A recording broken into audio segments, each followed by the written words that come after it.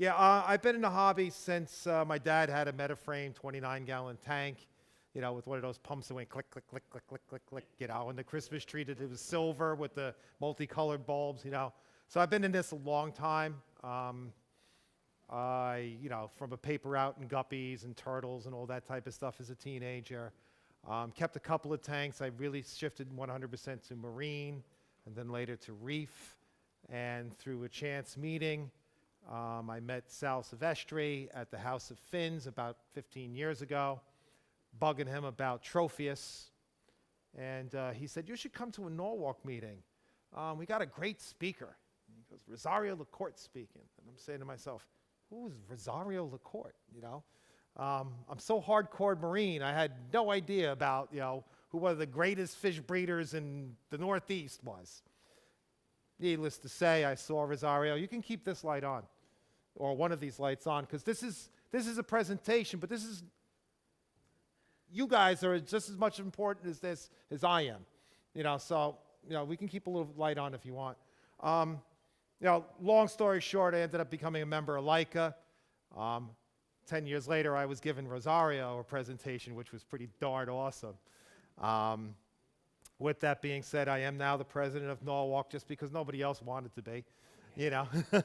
I discovered that breeding fish means you breed fish tanks, hence why I have so many.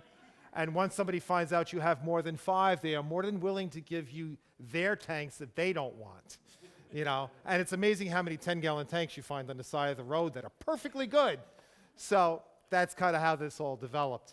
I've bred, I think, about 150 different species of fish, some pretty hard to breed, some not so hard, That's my passion. And in the interim, I'm cheap. So sometimes you're just looking for a cheaper way of doing something than the way they say you got to do it. And hence, I kind of came up with this idea. Leslie Dick, I'm also a member of Danbury, Leica, Nika, Greater City. I was North Jersey, but I can't go to the North Jersey meetings until now I can, but then I couldn't because they meet the same day as the club that I'm president of. Kind of hard to be in 2 places at once. I'm into this hobby hardcore. I go to a lot of auctions because that's where you find new things. So Leslie asked me to put together a program, and I put this program together in about 4 hours with my iPhone. And it's more about not how pretty the pictures are, because trust me, they're not pretty.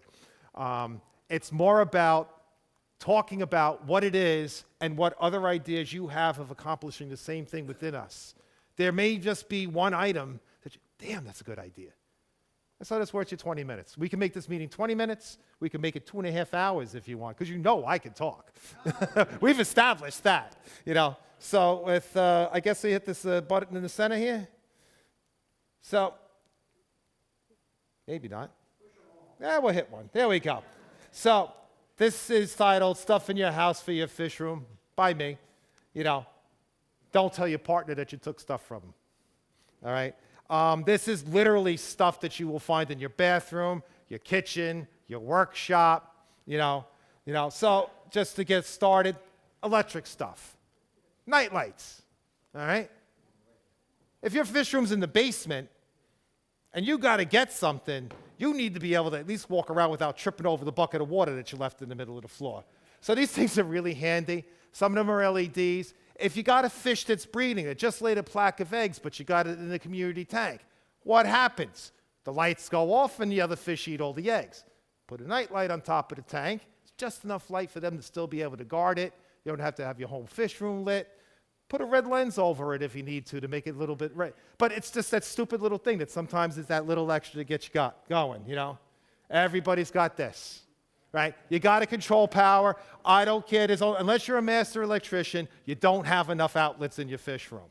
There are 100 different ways of using this one. The sideway plugs, the ones that are 3 foot long or 6 foot long, they're handy. You could strap them to the leg of your tank.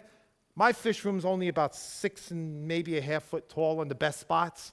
Most of my power strips are stuck to the ceiling, so I don't have to worry about splashing water on them. So it's like it's not the newest idea. You all used it, but it's just the fact that you got to think about these things, and having an extra one can be a lifesaver. I got a buddy who's a master electrician. He will tell you, make sure it's UL listed. So for his sake, I told you. LED lights. Everybody's got them. Have you ever noticed they're a pain in the ass because they got a block? So if you usually can fit one plug in it, now you can only put one plug in your whole damn outlet. So you take one of these and you can put two of them side by side sometimes, or switch the orientation of the plug. So these things are really handy in order to get multiple plugs.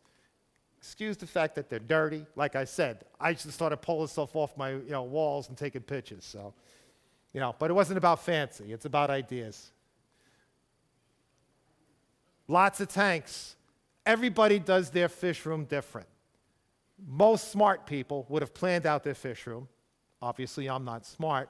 So I got individual light fixtures on every single one of my tanks. So I take a multi-tap that I showed you earlier. I plug it into one of these timers, and I go put a bank of 6 tanks on one timer and turn off them on and off on a regular schedule. So Con Ed stopped sending me Christmas cards. You got a different electric company, but I don't know if you know, but Con Ed charges the highest rates in all the country, possibly all of the world. They do send me Christmas cards. This is the best idea I've had in 30 years. All right, now you know what they are? Who knows what they are? All right. How many times did you do a water change and not unplug your heater? All right? So, get some of these things, and every electric cord that has your heater, put that on the plug. Now you know what plug is the plug for your heater. If you're not sure, get some red spray paint and paint all the ones for your heaters red and put them on your cords. Put a white one on your light cords. Put a blue one on your filter cords. Whatever the case is, now you can identify your cords really easy, and it costs you nothing because you're buying bread anyway. And if they even have them on gluten-free bread, so I got no excuse. But that worked. I can tell you right now, a heater's $40 on those big ones and $30 on, easy. And if you drain your tank and you fill it back up and you hear that pop sound, you're saying, damn, why didn't I put that bread thing on my tank? So wire ties are a man's best friend. Got wires all over the damn place, stuff that you don't want to drip. These things you can use to attach anything to just about anything. You can run them in a chain and make them this long. My basement has a lot of the piping and so forth on the ceiling. So some of those electrical things, I tie them with wire ties to the ceiling that way. You got multiple lights. You can use these to hold them together. You should have these in your fish room. Get the big ones, get the thicker ones, and get the little tiny ones. You'll be surprised how often that can hold something together for you. This is the stuff you get in trouble for taking. When somebody's making Christmas cookies or some holiday special, and they're like, "Where's my measuring cup?" Why? Because you have a African cichlid tank, and you've made your own custom formula of 1/4 cup of Epsom salt and 1/4 cup of sea salt and a teaspoon of baking soda for every 5 gallons or whatever your formula is. But you got to know what you're doing to keep it consistent, right? I know there's some of you guilty. Yeah, that's a good number. But if you want to be consistent, especially with Tanganekins, whatever your formula is, Tanganekins don't care the actual numbers, but what they do like is consistency. Tanganekins are notorious for not liking water changes, but if you change the water with the same chemistry that the water you're taking out, minus the nitrates and the gunk, they don't seem to mind, at least in my experience. So these things are really handy. Again, same idea, smaller quantities. I'm cheap. Anybody use Prime? Right? Good value, right? Out of all the other ones, you use a capful for 40 gallons. Everybody else is 5 or 10. And the volume of the fluid is about the same price. Did you ever use Safe? Safe, you use 1/8 of a teaspoon for like 200 gallons at the chlorinating. So when you got a lot of bigger tanks, you could save even more money. but you got to measure it. Otherwise you're not really saving all that much. Just another way of measuring stuff. We all had one of those winter colds, and the flu season was abysmal. And every one medicine now comes with one of these cups. So instead of throwing them all out, keep them around the fish room. Prime says 5 milliliters for every 40 gallons, which is a capful. And then they'll say, oh yeah, but make it to the second line of the ridge of the cap to let you measure 2.5. Well, this is a little bit more accurate, because it's, again, about saving money. This is well, from the looks of it, rosemary. Those big containers that you get for various spices or whatever, generally after you're done, you take them and you toss them out. But, we buy fish food in bulk. Sometimes we buy, other items in bulk. These things are great to separate them out, and they're pretty handy to use and a little easier to control, your inventory. And if you got a couple of them for different type foods, you can really see what's going on. And I like the shaker top. You're going on vacation. Everybody goes on vacation sooner or later. And I don't care if you got 1 or 45 tanks. You get somebody to take care of your tanks. I'm going to say it. I'm sorry. Any children here? They fuck it up. They overfeed. They underfeed. They feed the wrong food to the wrong tank. It always just happens. No matter what you do, people just don't understand why you keep fish. You got a cat. They open up a can of fish food and they pick up poop out of the litter box. You're good. Fish, they screw up. There you go. You're gone for a week. You put a portion of food every day. You get these at like the dollar store. You can buy like 3 of them for $3 if you look around. Then you can put one on top of each tank. So one tank likes pellet food. One tank likes this food. Voila. And if they skip the day or whatever, you see it right off the bat. Your fish are fancy. They got to have frozen brine shrimp. If you don't buy those little cube thingamajiggies or whatever, you can put them in an ice cube tray, fill them up with a little bit more water, put it back in, and just tell them, give them 1 cube a day. Just a way to make it simple for them to help you. And I'm sure every one of you has done all these things before. Coffee filter. Baby brine shrimp. I'm big into breeding. All right, you remember those little baby brine shrimp nets that are a little harder to find than they used to be? This is a great strainer for brine shrimp. And you got them. And they sell them at the supermarket for like $1.49, if you don't want your brine shrimp to taste like coffee. Funnels that you stole from your kitchen, again, transferring a half-empty bottle of medicine to another bottle, buying that 2-liter version of Prime to put it in the 400 or the 500 milliliter bottle because it's easier to keep on the second floor. Better not to spill it when it costs you, And again, these like dimes, dollar store items where you get all different sizes pretty cheap.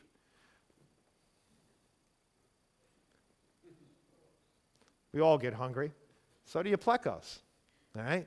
So you got that big thing of zucchini. Sometimes sweet potato, I've heard, I've tried too. But zucchini, you can cut it round or you can cut it lengthwise and you just stick the fork in it and drop it to the bottom of the tank. It's not floating where your plecos don't eat from the top. Now, if they're really hungry, once in a while you'll get them to come up. But the $100 pleco will not. Because that's the rule of things. So if you really want to get fancy, you could tie a little piece of string to it so you don't have to get your hands wet to pull it back out. But the idea is that you get your pleco food to the bottom of the tank.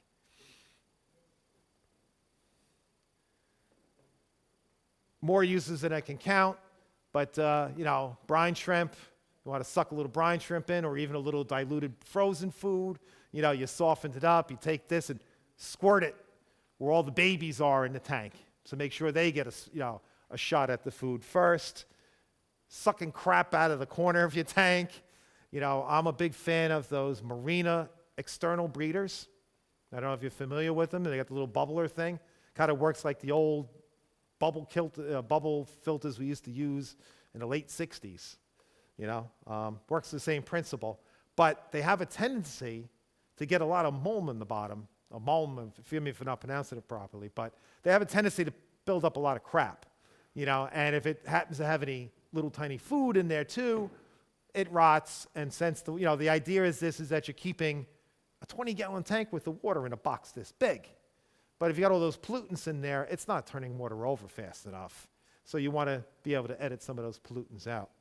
As a side note on those boxes, what I like to do is take a little chunk of polyfilter and throw it in those boxes as well, because it at least gives just a little insurance that if you're not having a high enough turnover, that at least it's getting chemically filtered. And you can see when they wear out, which is something that you can't see with carbon, as we were discussing earlier. Carbon, and this is a side note, I'm sorry. Carbon has been touted as the great savior for fresh water. First of all, water in our area is cheap. So it's just cheaper to do a water change. Second of all, carbon expires in a week because it gets plugged up with bacteria, so the little tiny pores that it's supposed to use to collect stuff doesn't collect anything anymore unless you take it out and rinse it and turn it over and put it back. And there are some studies that say that it does leach out phosphates depending upon the quality of the carbon that you get. So at least with the polyfilter, although expensive, you could see when it's worn out. All right, so I guess I have no stock in carbon or reusing stuff. This is just one of 1,000 examples, but I use Repashy food. I don't know, does anybody use Repashy? Great stuff. Great, for the amount of money it costs, it's expensive, but you get a lot, and it's kind of like that cross between a dry food and a frozen food.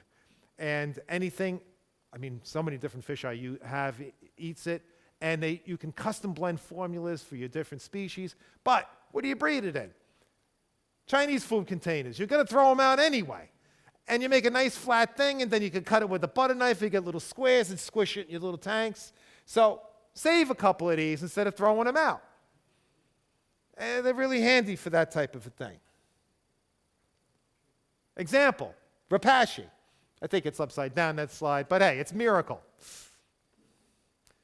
Arts and craft stores, they're our friend. There is more stuff in that store yet to be discovered, all right, that we can use in our fish room. Think about it. Breeding tetras, right? You go to an arts and crafts store, what do? You buy a bag of marbles. Where else? They don't sell marbles in the pet store. If they do, there's 7 of them for $18.99, right? You breed killies. You get yarn. You get the corks to float your yarn. They have a new stuff out. You have to forgive me, I don't know the exact type of it, but it's this yarn that's kind of like scraggly. So you could actually put it through, these plastic meshes that they sell for pulling rug. They call it rug pulling or something or other. Well, you could pull this yarn through it, and you can make artificial sporting grass out of it. So there's just hundreds of things. Speaking of Chinese food containers, these things make isolation booths with like 4 easy steps. Take a can and drill a hole in the side and stick a suction cup on it. You can use a hot nail or a drill bit or whatever it is to take a few holes in the side of it and put the cap on, put your fish in there that's getting the crap beat out of it, and stick it to the side of the tank, and you got an emergency isolation booth for a day or so until you can come up with something better. You see, see the idea? I did this in like 6 minutes. You could tell I pushed a drill through. I should have had a sharp drill bit. But you get the idea. Is that you got to think out of the box sometimes. Because if you wait to put the order in from that fish place for your isolation tank, your fish is already dead by the time it shows up. These things came off the top of tulips. Sometimes you need a little quick bag of, like a coarse, what's the word I'm looking for? Yeah, well, even a strainer, or you could put in a couple of pieces of coral rubble that you don't want all over the place. Put them in your filter, just to kind of hold them together so they're not bouncing around. It's just things that's around that you could throw out or you might just have, as another use. There's your mops, your spawning mops. If you don't like them floating, stick a magnet on it. You could have them semi-floating, use a hot glue gun and stick it on the side and put a magnet on the outside and have it semi-floating. Tie it to a rock, it goes to the bottom, and, depending upon the fish you're spawning. But that came from a home, Michael's and one of those type of places. PVC pipe, a couple of suction cups, drill a couple of holes, put it at the top of your tank. That African cichlid that's got no place to hide now has a cave on the top of the tank. Took you 3 minutes to make it, and it's just stuff you had laying around. Everybody's got a piece of PVC. It may not be that size, but you got it somewhere. You see the idea, though? The suction cups, may have came from a Christmas decoration or from Michael's. I don't know for sure. But you get the idea,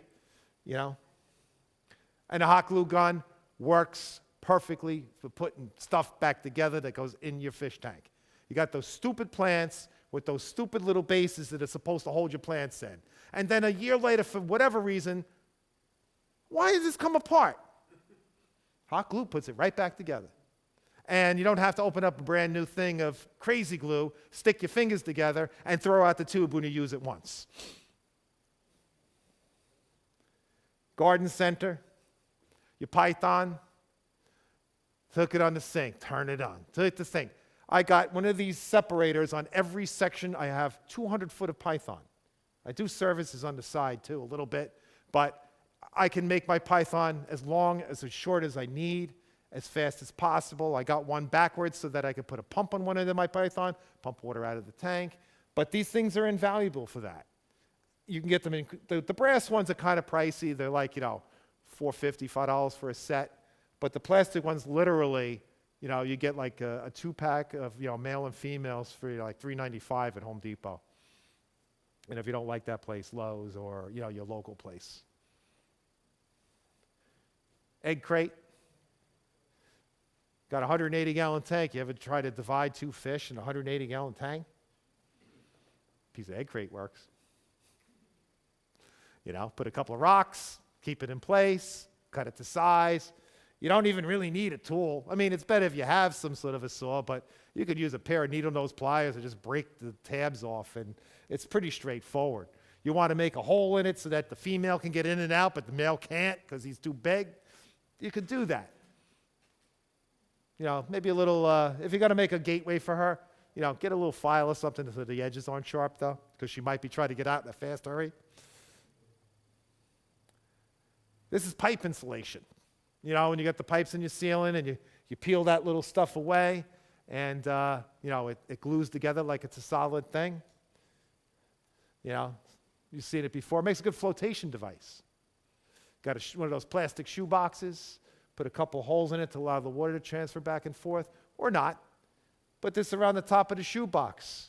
Now the whole thing floats in the top of your tank, so you can have some eggs that maintain the same temperature as the parent's tank, but they're not getting eaten.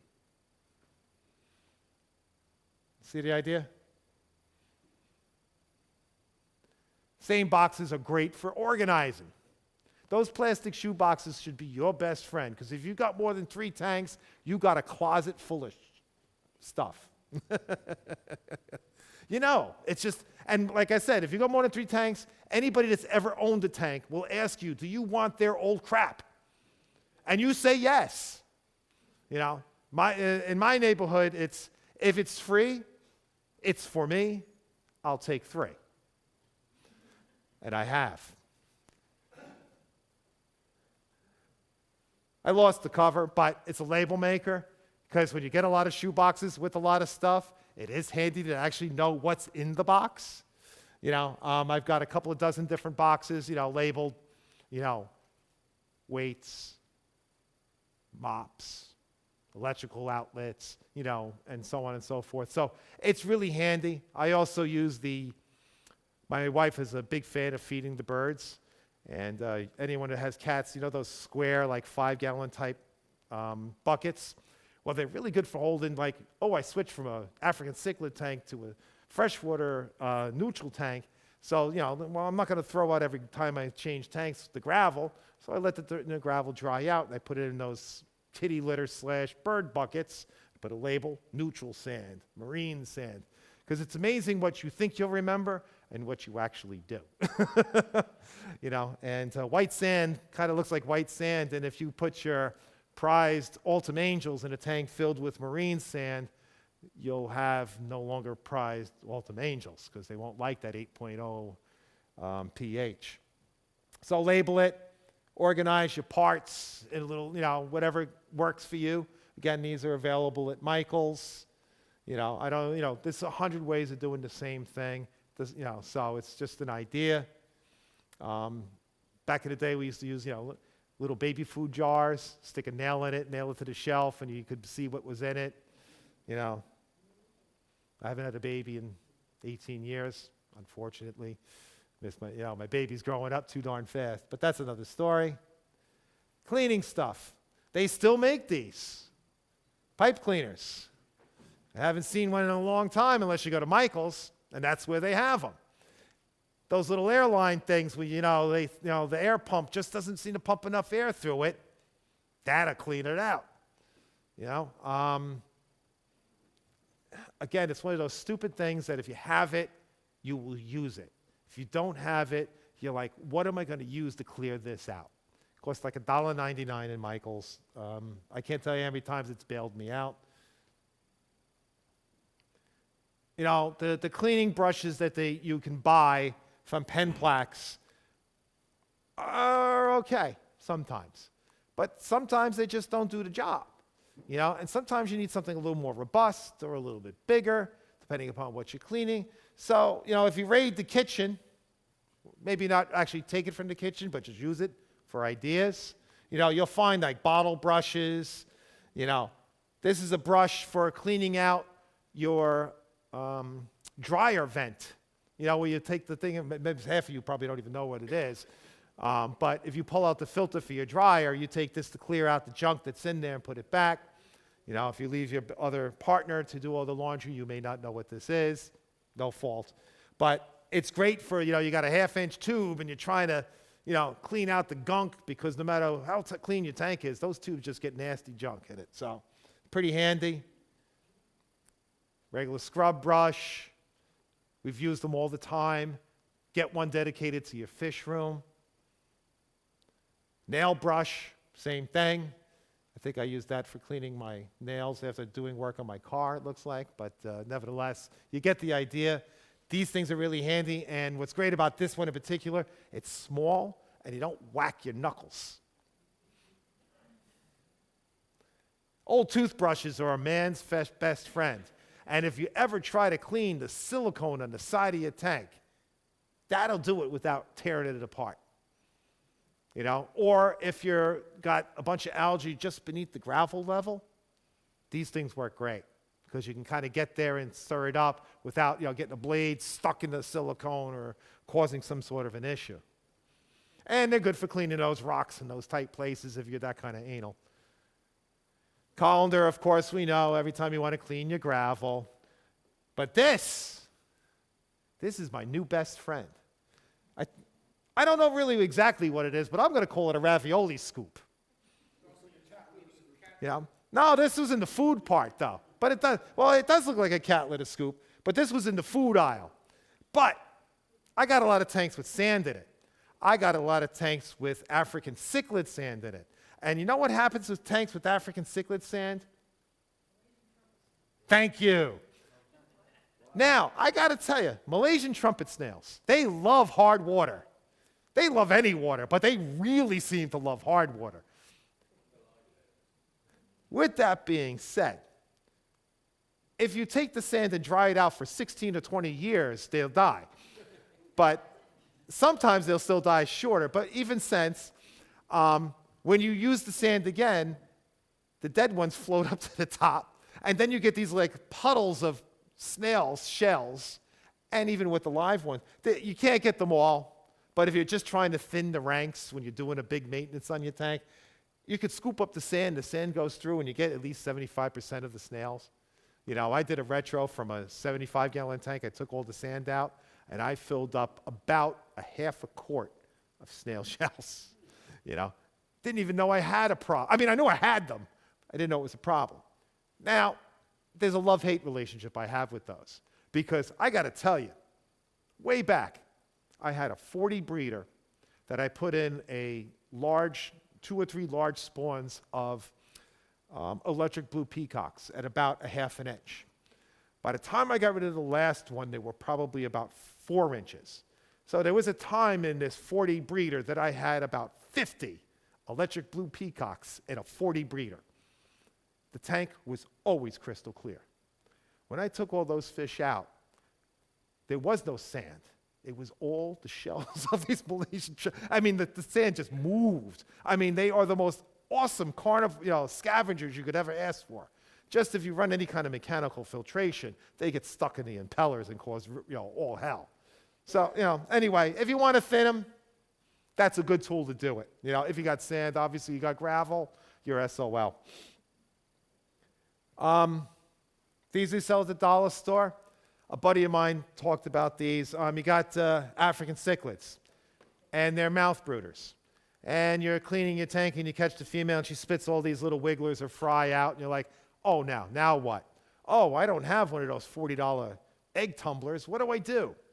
I go to the dollar store, and I get one of these, and I hang it on the side of the tank so it clips on one end and hangs on the other side or all across the glass. And then I let either an air stone or the exhaust of my sponge filter just go underneath it, and it tumbles them right in the water with your fish. And so you got a 50-cent egg tumbler,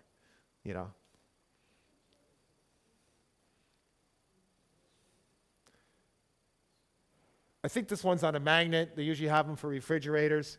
You feed your fish lettuce. Suction cups, they work great the first day you buy them.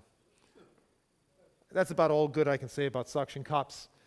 These magnets, I don't know why every manufacturer that ever used a suction cup on a device doesn't offer for $2 more some sort of suction cup magnet thing.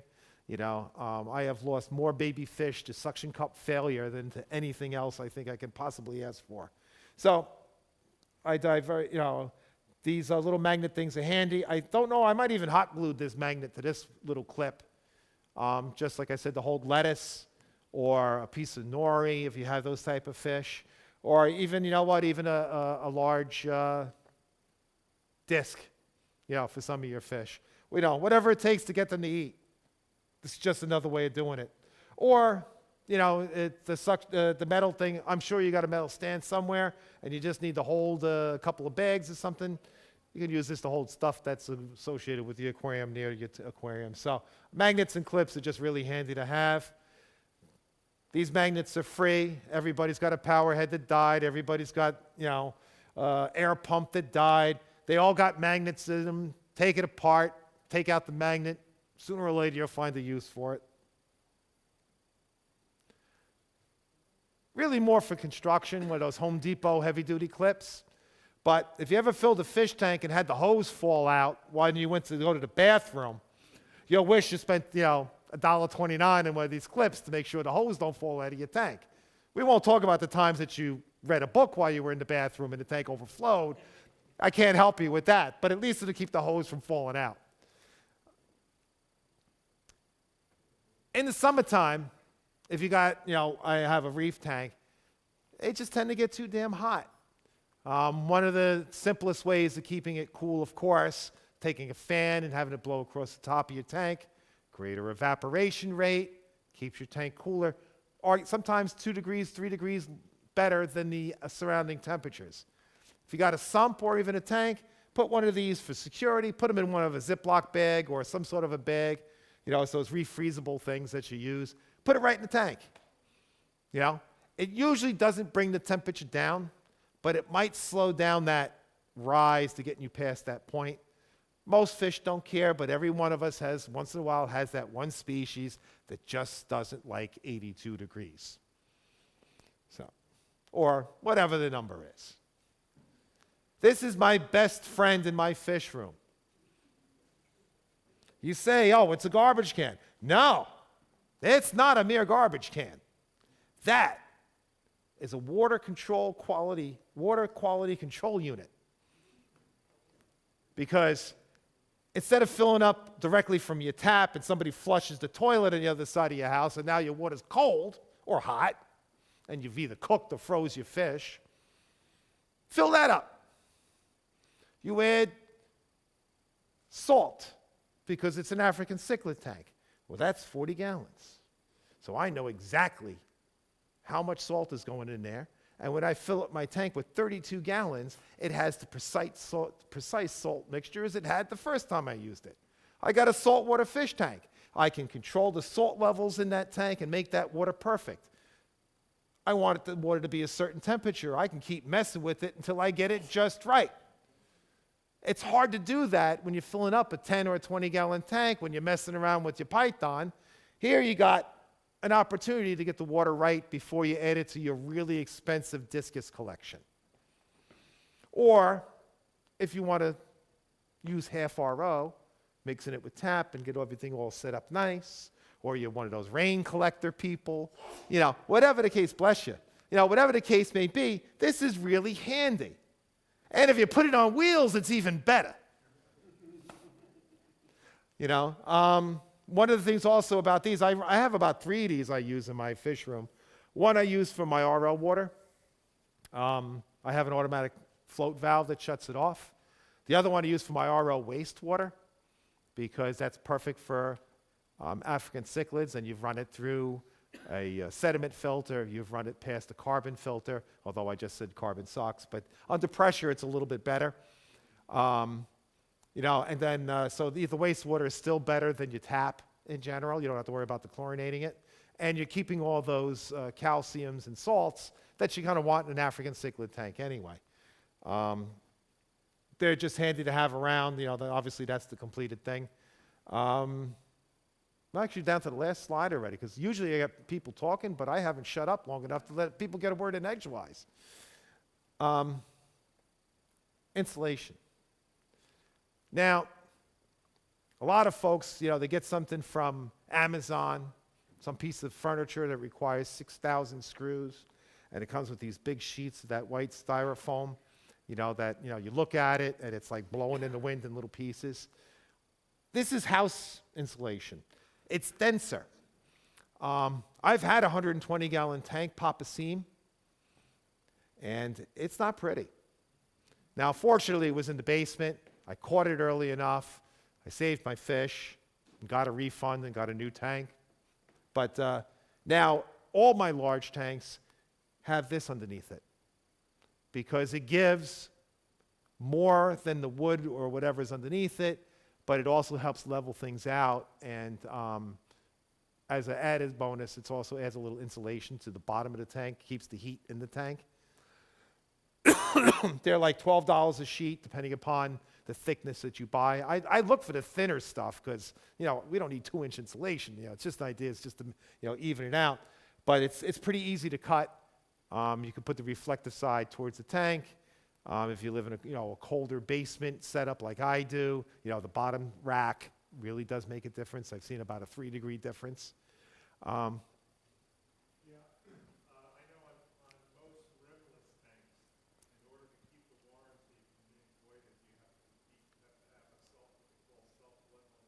Mm-hmm. Yeah. Mm-hmm.